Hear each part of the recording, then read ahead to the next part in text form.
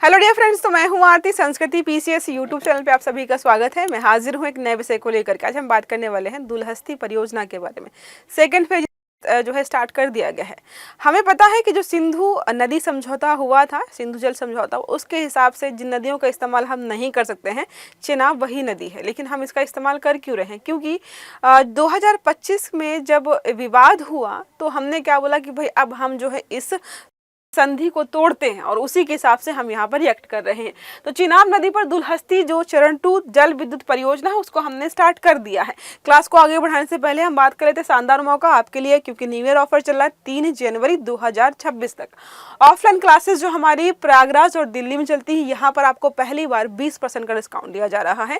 दूसरा बात करते हैं ऑनलाइन हमारे और लाइव कोर्सेज जो है, यहाँ पर 75% के साथ साथ आपको एडिशनल 10% का डिस्काउंट दिया जाएगा। नंबर है 9555124124, या फिर आप विजिट कर सकते हो sanskritiyas.com की वेबसाइट पर। चर्चा में क्यों है हमारा टॉपिक चर्चा में इसलिए है क्योंकि केंद्र सरकार ने हाल ही में जम्मू कश्मीर के किश्तवाड़ जिले में चिनाब नदी पर प्रस्तावित 260 मेगावाट दुलहस्ती चरण 2 जल विद्युत परियोजना को मंजूरी दे दी है। इसका मतलब ये काफी समय से पेंडिंग थी और सिंधु नदी समझौते, जो सिंधु जल समझौता, उसकी वजह से ही पेंडिंग थी। यह निर्णय भारत द्वारा सिंधु जल संधि 1960 के निलंबन के बाद लिया गया है। जब निलंबित हो गई तो हम पे नियम कानून लागू ही नहीं हो रहे, हम अपने हिसाब से इसका इस्तेमाल करेंगे। अभी तक तो ये था ना कि 3 नदियां उनकी, 3 नदियां हमारी, और इसमें से इतना इस्तेमाल करेंगे, इसमें से इतना इस्तेमाल नहीं करेंगे। हमने सब कुछ साइड में रखा कि अब हम अपने हिसाब से इस्तेमाल करेंगे। तो परियोजना का भौगोलिक अगर रूप आप देखेंगे तो कुछ इस प्रकार का यहाँ पर दिखाई देगा।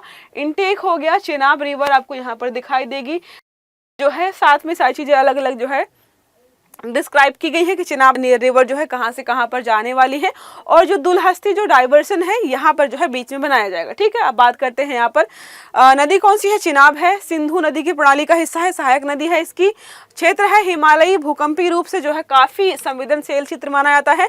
भारत पर जो है अपर रिपेरियन स्टेट के रूप में स्थिर है ये। साथ में यह स्थिति भारत को जल संसाधनों के उपयोग में रणनीतिक बढ़त देती है। हम ही ऊपर हैं भाई, नदियां वहीं से आ रही हैं, हमारे इलाके से जाती है, तो हमें थोड़ी रणनीतिक बढ़त यहाँ पर मिल जाती है। दुलहस्ती का चरण 2 हमने देख लिया है कि स्थापित क्षमता क्या है, परियोजना रन ऑफ द रिवर है, और अनुमानित लागत इसकी 3000 जो है 3200 करोड़ रुपए रहने वाली है। क्रियान्वयन एजेंसी है एनएचपीसी है। पर्यावरण की स्वीकृति के बारे में बात करते हैं तो पर्यावरण, वन एवं जलवायु परिवर्तन मंत्रालय ने स्वीकृति दी है। विशेषज्ञ मूल्यांकन समिति जो है 45वीं बैठक यहाँ पर इसकी होने वाली है। बात करेंगे चरण 1 के बारे में जो पहले ही स्टार्ट हुआ था। तो दुलहस्ती चरण 1 जो है 390 मेगावाट की परियोजना 2007 से परिचालन में है। चरण 2 उसी का एक्सटेंशन प्रोजेक्ट आप मान सकते हो। चरण 1 के पावर स्टेशन से पानी और 3685 मीटर लंबी सुरंग द्वारा जोड़ा जाएगा। ठीक है, तकनीकी विशेषताएं क्या रहने वाली हैं? 8.5 मीटर व्यास की सुरंग यहाँ पर बनाई जाने वाली है। हॉर्स हो आकार का जो है जलाशय होगा, हॉर्स सू आकार का जो है जलाशय होने वाला है। सर्ज शाफ्ट और प्रेशर शाफ्ट यहाँ पर होने वाला है। भूमिगत पावर हाउस बनाया जाएगा। न्यूनतम जल भंडारण, ये सारी जो है इसकी विशेषताएं रहने वाली हैं। अब बात कर लेते हैं सिंधु जल संधि, जो मोस्ट इंपॉर्टेंट चीज है जिससे ये सारी चीजें कनेक्टेड है, इसकी पृष्ठभूमि। तो भारत और पाकिस्तान के बीच जल बंटवारे से संबंधित एक अंतरराष्ट्रीय संधि है। भाई स्टार्टिंग में तो मान ही नहीं रहे थे, बड़े बड़े अंतरराष्ट्रीय संगठनों को आकर के बीच में मेजबानी करके बनाना पड़ा कि मान जाओ। देखो 19 सितंबर 1960 में जो है हस्ताक्षर किए हैं, स्थान कराची। मध्यस्थ कौन था? विश्व बैंक था। इसकी मध्यस्थता में हमने जो है साइन किए, दोनों लोगों ने, वरना मानने को तैयार नहीं थे। ऐतिहासिक पृष्ठभूमि देखें तो 1947 के विभाजन के बाद सिंधु नदी प्रणाली दोनों देशों में बट गई। अब नदी को थोड़ा ना पता था कि हमें जो है इनका विभाजन हो रहा है तो हमें भी बांटेंगे, लेकिन बांटा इन्होंने। 1948 में भारत द्वारा अस्थायी रूप से जल प्रवाह रोकने से विवाद उत्पन्न हो गया। जब भी हमारे मन में आता है हम प्रवाह रोक देते हैं, क्योंकि हम इस पर हैं थोड़े से रणनीतिक शक्तिशाली। इससे दोनों देशों के बीच फिर से जल संघर्ष की आशंका हो गई। विश्व बैंक के भाई मध्यस्थता हुई, इनको बुलाना पड़ा कि आओ जरा संभालो। 1950 के दशक में वार्ता शुरू हुई। सोचो, इनको 9 साल लग गए बातचीत को पूरा करने में। 1960 में संधि संपन्न हुई। नदी प्रणाली का विभाजन अगर आप देखेंगे तो पश्चिमी नदियां जो है सिंध, चेनाब और झेलम, भारत के अधिकार सीमित है यहाँ पर, ये सारी पाकिस्तान की हैं। स्थिति के हिसाब से सिंचाई पावर प्लांट लगाने की थोड़ी थोड़ी अनुमति हमें दी गई है। ठीक है, और पूर्वी नदियां हैं सतलज, व्यास और रावी। भारत के पास पानी के इस्तेमाल का पूरा अधिकार हमें यहाँ पर दिया गया। तो पूर्वी नदियां हमारी है, पश्चिमी नदियां यहाँ पर आपको उनके देखने को मिल जाएगी, इन्हीं का यहाँ पर जो है लिखा हुआ है। ठीक है, ये देखो सिमिलर है। अब बात करते हैं भारत को पश्चिमी नदियों पर सीमित अधिकार क्या है। ये देख लिया हमने, जल विद्युत उत्पादन हो गया, घरेलू उपयोग हो गया, सीमित सिंचाई है। देखो अगर आप यहाँ पर देखेंगे तो लिखा है जल विद्युत उत्पादन। इसका मतलब भले ही जो है सिंधु जल संधि हमने जो है तोड़ दी है, या कह सकते हैं जो भी चीजें हो गई हैं, लेकिन हमने जो परियोजना अपनी आगे बढ़ाई है वो दायरे में रहकर किया है, क्योंकि हमें अधिकार है कि हम इस प्रकार की चीजों को कर सकते हैं। वर्तमान परिदृश्य जो है अप्रैल 2025 में संधि निलंबित की गई थी, तब से जो है चीजें इसी प्रकार की चल रही हैं, और जो सिंधु की बेसिन की परियोजनाएं हैं हम लगातार उनको चला रहे हैं। सिंधु नदी के बेसिन में और भी बहुत सारी परियोजनाएं चल रही हैं, जैसे हो गया पाकल दुल हो गया, किरू हो गया, क्वार हो गया, रैटल सावल कोट हो गया, बुरसार है, कीथई 1 और 2 है, दुलहस्ती जो है 2 इसी रणनीतिक श्रृंखला का हिस्सा है। ये सारी परियोजनाएं हैं जो कि सिंधु नदी की बेसिन पर चलाई जा रही हैं।